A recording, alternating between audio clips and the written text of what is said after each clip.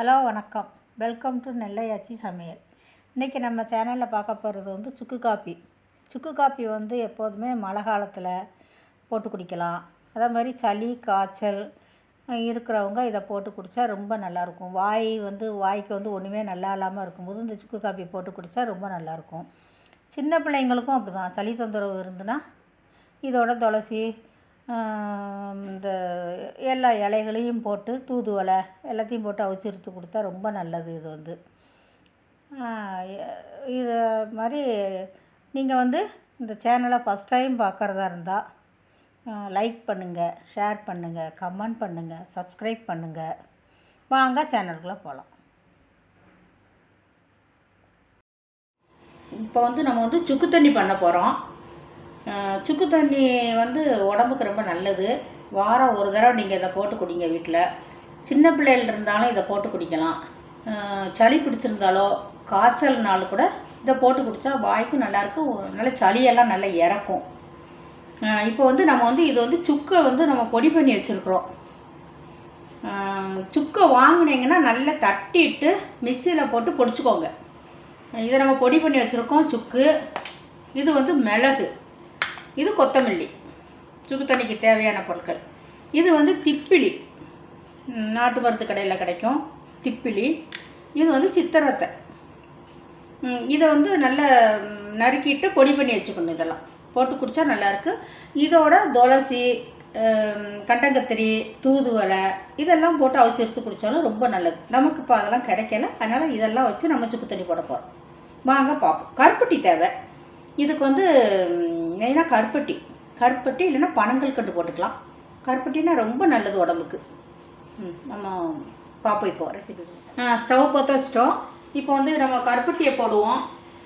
கருப்பட்டியை போட்டு கொதிக்கட்டும். கொதிக்கிறதுக்குள்ளேயும் நம்ம மிளகையும் கொத்தமல்லியும் பொடிச்சிட்டு வந்துடுவோம். நாங்கள் பொடிச்சிட்டு உங்கள்கிட்ட காட்டுறேன். சுக்கு பொடி ஏற்கனவே இருக்குது. இப்போ வந்து நம்ம கொத்தமல்லியை போடுறோம். கொத்தமல்லியை போட்டுட்டு மிளகாய் போடுறோம். மிளகையும் போட்டு நம்ம திரிச்சு வச்சுருவோம்.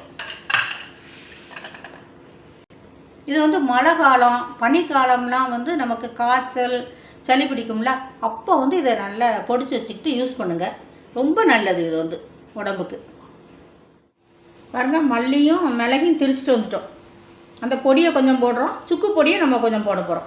போட்டு எல்லாம் அந்த பாருங்கள் கருப்பட்டி கொதிக்கி இதில் நம்ம எல்லாம் போட்டு நல்லா கொதிக்கணும்.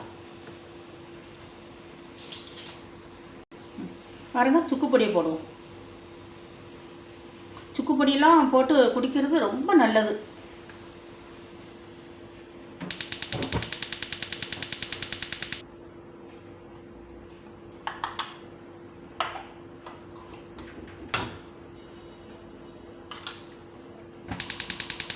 பொடியும் போடுறோம். சுக்கு பொடியை போட்டாச்சு. இப்போ இதையும் போட்டு நல்லா கலக்கி விட்டுறோம்.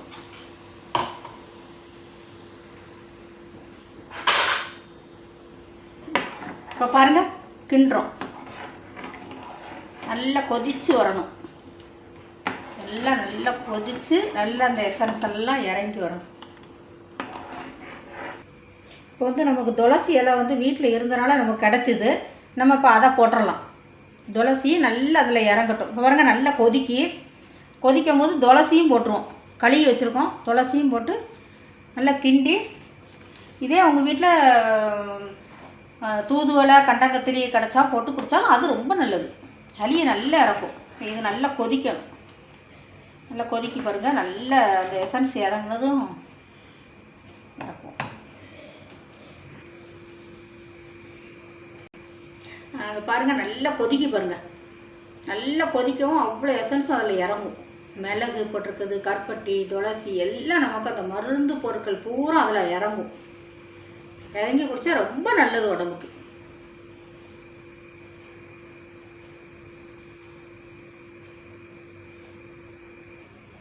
இப்போ பாருங்கள், சுக்கு தண்ணி நல்லா கொதித்து நல்லா வற்றிட்டு நல்லா கொழுன்னு வந்துட்டு பாருங்கள். இப்போ நம்ம இறக்கிடலாம். கீழே இறக்கி வச்சுட்டு ஒரு தட்டை போட்டு மூடிட்டிங்கன்னா நல்லா தெளிவாயிரும். கொஞ்சம் ஒரு 10 நிமிஷம் வச்சுருங்க. 10 நிமிஷம் 1/4 மணி நேரம் ஆனதுக்கப்புறம் இருத்துட்டு குடிக்கலாம். இப்போ நம்ம கேஸை ஆஃப் பண்ணிவிட்டு இறக்கி வச்சுருவோம். இறக்கி வச்சுட்டு ஒரு தட்டை வச்சு மூடி வச்சுருவோம். ஒரு 10 நிமிஷம் கழித்து நம்ம இருத்துக்கலாம். இப்போ வந்து நம்ம தட்டை வச்சு மூடி வச்சுட்டு ஒரு 10 நிமிஷம் கழித்து நம்ம பார்ப்போம். இப்போ வந்து நம்ம ஆறிடுச்சு. இப்போ வந்து நம்ம அடுப்பில் இருத்துருவோம். கொழு கொழுன்னு தான் இருக்கும். இருத்துடலாம்.